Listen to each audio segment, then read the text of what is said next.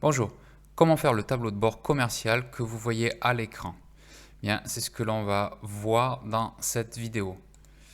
Commençons. Donc, j'ai ici une feuille Excel avec une première feuille qui correspond au chiffrage commercial avec les codes postaux, le statut du projet, s'il est en atteinte, s'il est gagné ou s'il est perdu, le chiffrage, le montant espéré, qui n'est pas forcément égal au chiffrage, et le nombre de projets. Et j'ai aussi un autre tableau dans une autre feuille qui me fait les correspondances entre les codes postaux et le département, la province et le pays. Donc France toujours. Et je me suis concentré sur cet exemple que sur l'Île-de-France. Bien, la première étape, c'est d'incorporer ça dans les modèles. Et comment on va faire ça? On va faire ça avec Power Query. Donc, dans Données, je vais à partir de tableau ou d'une plage, je vais insérer dans Power Query les informations. Donc, Excel est en train de charger les données. Voilà, donc on a nos postal codes, nos codes postaux, le statut, le chiffrage, montant espéré et nombre de projets. Alors juste le chiffrage, ce n'est pas un nombre décimal, mais c'est monétaire. Et oui, je veux remplacer cette colonne par monétaire. Et idem pour celui-ci, c'est une devise, remplacer l'actuelle colonne. Voilà. Comme ça, j'ai ce qu'il me faut. Très bien. Maintenant, je fais fermer et charger dans. Alors, Excel me propose plusieurs options. Je ne vais créer que la connexion et je l'ajoute au modèle. On voit que la requête est en train de travailler. Il est en train de charger les 1000, presque 300 lignes. Très bien. Maintenant, je vais ici et je vais faire la même chose. Je fais insérer dans le tableau, à partir d'un tableau. Je vérifie que tout est correct. Oui. Et maintenant, je fais fermer et charger dans.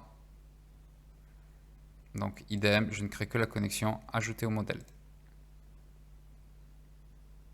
Création de la connexion, et ça y est, il a créé. Donc, je peux fermer ce panneau-là. Très bien, maintenant, je vais créer une nouvelle feuille que je vais utiliser pour faire ma carte. Donc, je vais insérer un tableau croisé dynamique à partir du modèle. Donc, Excel voit que je pris une feuille vierge et donc me dit est-ce que vous voulez utiliser le modèle puisque c'est ce que j'ai chargé. Ok, c'est ce que je veux. Très bien. Alors, qu'est-ce que j'ai ici? Eh bien, j'ai les tableaux que j'ai liés. Non, je ne les ai pas encore liés. Justement, Excel ne va pas comprendre. Donc, il faut que je les ferme. Je vais supprimer ça carrément.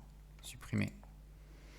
Donc, une chose, c'est que je n'ai pas lié les deux tableaux. Pour le moment, dans le modèle, ces deux tableaux sont totalement indépendants et n'ont aucun lien. Donc, il faut que je les lie, entre guillemets. Donc, pour ceci, je vais dans Données. Soit je vais directement dans Power Pivot, mais vous n'avez pas forcément ce menu-là. Si vous allez dans Données, vous allez avoir cette icône. Vous cliquez une fois dessus et Excel va télécharger ou plutôt mettre visuellement le menu Power Pivot et va ouvrir cette feuille. Donc ce qui m'intéresse, c'est la vue de diagramme, ce qui me permet de gérer les tableaux. Voilà.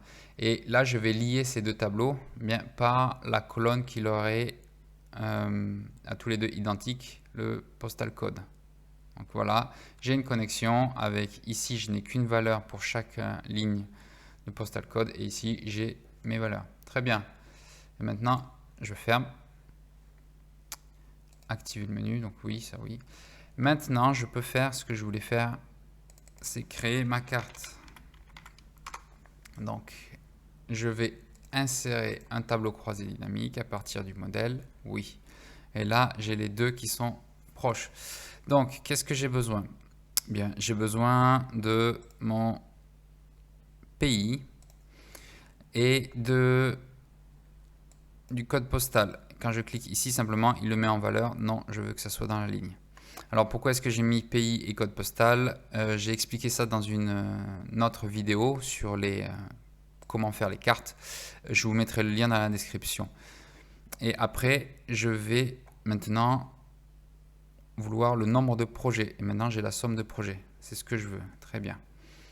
Il faut que je change le format de ce tableau croisé dynamique, sinon ça ne peut pas marcher. Donc, je vais dans Création, je supprime les sous-totaux, général, et je vais dans Afficher sous forme tabulaire et je répète toutes les lignes. Voilà. Comme ceci, ça ressemble à ce que je veux. Très bien. Je ferme ça pour gagner un petit peu de place. Je vais tout sélectionner et comme je ne peux pas faire une carte à partir d'un tableau croisé dynamique, je fais un collage spécial avec simplement les valeurs ici. Et maintenant, je fais insertion et carte. Carte ici. Voilà, j'ai la carte dessinée. Donc c'est très bien, si ce n'est qu'elle pointe sur le mauvais tableau. Donc je veux que ça soit sur le tableau croisé dynamique. Alors je fais un clic droit dessus, sélection des données. Et ici je fais modifier. Donc la première c'est C1 ici. Après ici ça va être C2 et j'ai vu que la dernière ligne de mon tableau c'était 519. Très bien, et je modifie ici aussi. Idem, ça va être 2 et 519. OK.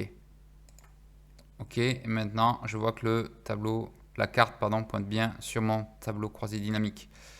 Je vérifie de haut en bas, oui, tout est là. C'est très bien, donc je peux supprimer ces valeurs qui ne me servent plus à rien. Maintenant ici, en faisant un clic gauche dans le tableau croisé dynamique, je vais dans Analyse du tableau croisé dynamique et insérer un segment. Bien, quel segment je veux? Je veux le code postal dans le tableau postcode que j'ai nommé postcode. Je veux le département et je veux le statut comme segment ici. Donc je fais OK. Et voilà, j'ai tout ça. Très bien. Je vais créer une nouvelle feuille que je vais appeler, bien pourquoi pas, indicateur commercial. Je reviens dans carte. Avec Shift, je sélectionne la carte et les deux segments. CTRL X. Je viens ici et je fais CTRL V. Très bien. Je vais faire un petit peu de ménage pour que ça soit un peu mieux. Ici, on va dire que ça va se mettre à peu près ici. En appuyant sur Alt, je bouge les bords pour qu'ils soient alignés au quadrillage. Hop. Voilà, donc on a déjà notre carte qui est ici. Et vérifions si ça marche quand même, si j'appuie sur gagner, eh bien je vois que les communes qui ont été gagnées, avec des projets gagnés, avec la quantité. J'ai un point d'exclamation qui m'indique que Excel ne trace pas toutes les valeurs. Si je fais un clic gauche, il ne trace que 40%. Je m'en moque parce que c'est juste le tableau croisé dynamique qui a diminué de taille par rapport au complet. Enfin, ce point d'exclamation peut revenir. Et maintenant, si je fais par région, ben oui, je vois la région. Donc, un petit détail que je vais faire, c'est que au lieu d'avoir toute la région et ne montrer qu'une partie de ce que je veux zoomer sur les valeurs que j'ai. Donc, j'enlève mes filtres. Regardez comme ça. Je fais un double clic sur la série et dans zone de carte, je mets seules les régions avec des données. Très bien. Et maintenant, si je mets que Paris, par exemple, eh bien je vois que Paris. Seine-et-Marne, Seine-Saint-Denis, les Hauts-de-Seine, etc. Donc ça marche très bien. C'est très bien. Maintenant, qu'est-ce que nous allons faire? Eh bien, on va aussi insérer ici dans cette feuille un tableau croisé dynamique.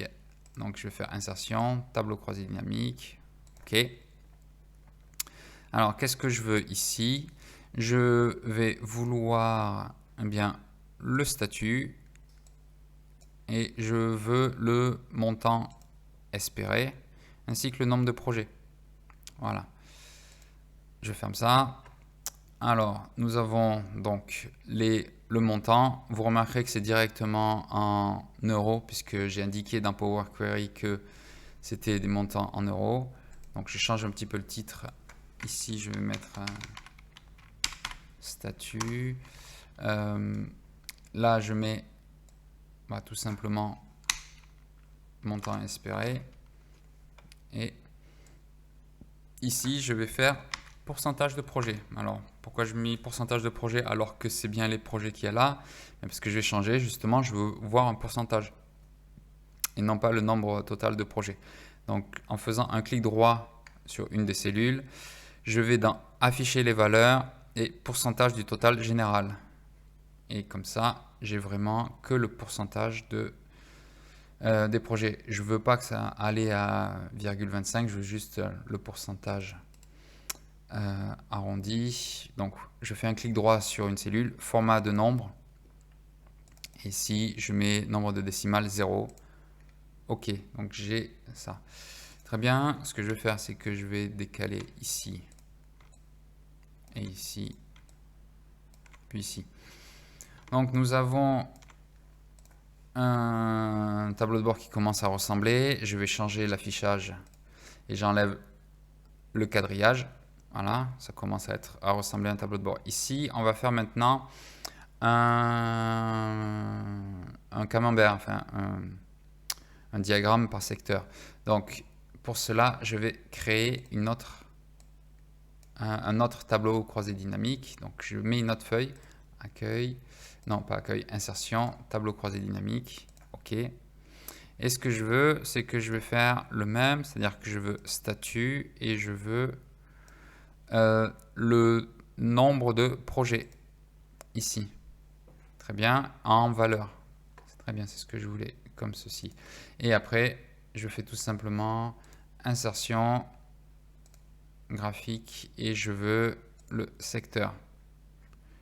C'est ce que je veux ici. Voilà, c'est ce que je veux. J'enlève le titre parce qu'il ne m'intéresse pas sur ce cas-là. Je fais un clic droit sur le bouton et je fais masquer tous les boutons de champ sur le graphique. Très bien.